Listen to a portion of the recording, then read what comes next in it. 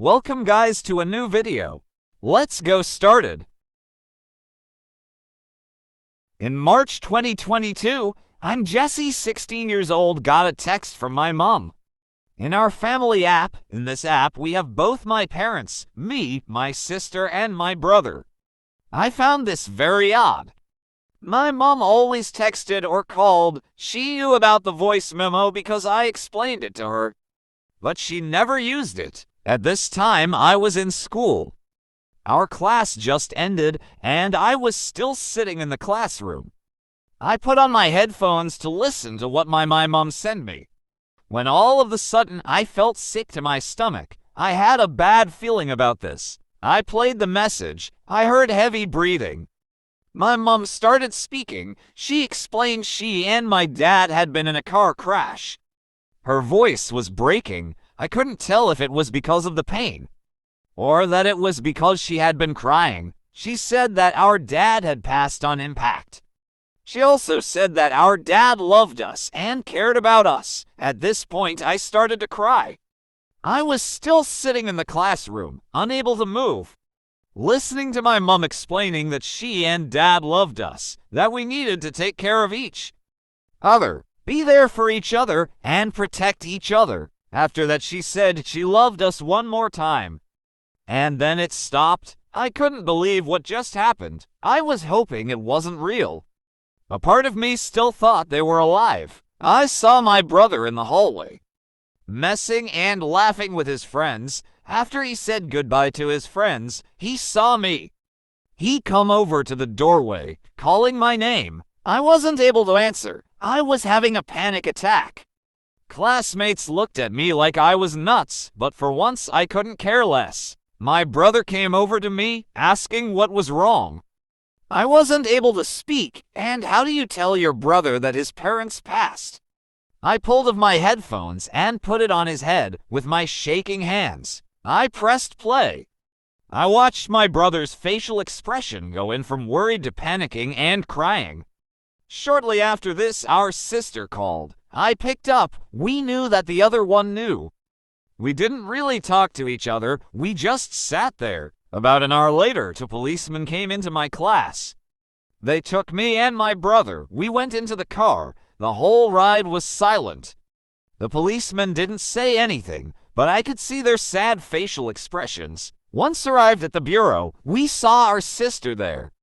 The three of us just hugged and cried for a bit. We all sat down. The three of us and the two policemen. The policeman explained to us that our parents had been in a car crash that involved a driver under the influence. The driver apparently had some minor injuries. They also told us some other things which I won't give any details about. At this point, I just felt numb and sad for the most part. In between staring to the wall or the floor, I asked the policeman some details. Mostly about the driver. The weeks after that were blurry.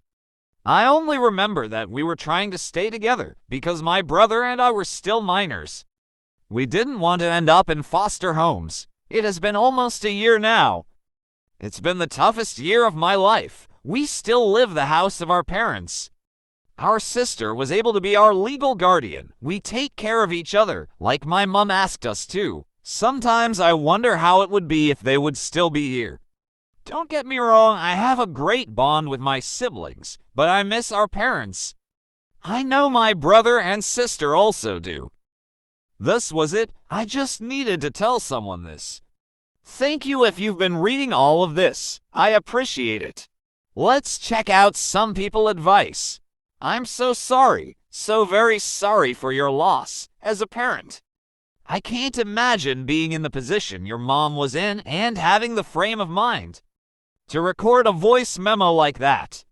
It may not seem like it now, and it may never, but I'm hoping that eventually you'll see what a gift she gave you. I am so sorry for your loss. Your mom's last thoughts were you and your siblings.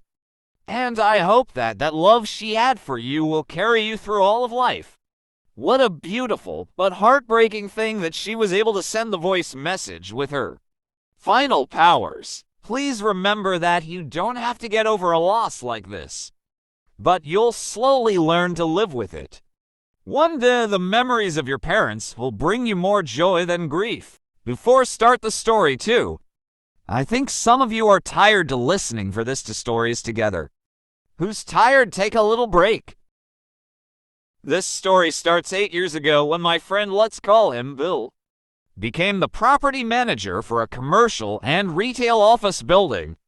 The building is only a few stories high, but each floor is about 20,000 square feet. The job barely pays Bill a livable wage, so after all his expenses, Bill had about $500 a month in disposable income. One day during our monthly poker night, Bill told us that his condo's lease is expiring in 6 months, and he's sick of having so little money after expenses.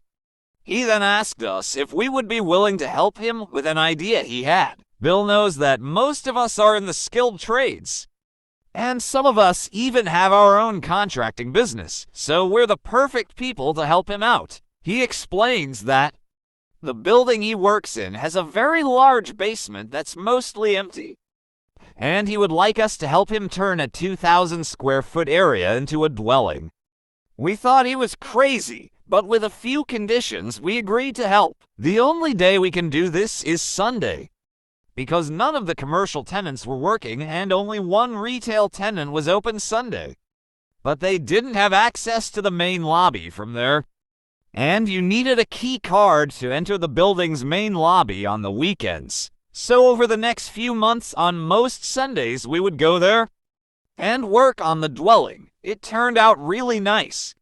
Mostly open concept except for the washroom and bedroom. We ran into a few issues, but in order to keep this somewhat short, I'm skipping those. Anyways, that was over 5 years ago, and no one in the building knows he lives there. His employer has no clue, and the owner of the building is clueless as well. Let's check out some people's advice. I used to do square footage accounting. I measured and updated floor plans for commercial and industrial buildings. I measured some of the biggest buildings in the US. The number of secret sleeping places I found was crazy. We always walked around with building engineers too. On a number of occasions, we found spaces that engineers didn't even know about. One guy had been employed at a building for over 20 years and wasn't aware of a few areas I stumbled upon. Thank you for joining us to our AstroTeller world. Subscribe, click the notification button for more videos. Any advice, let it in the comments section.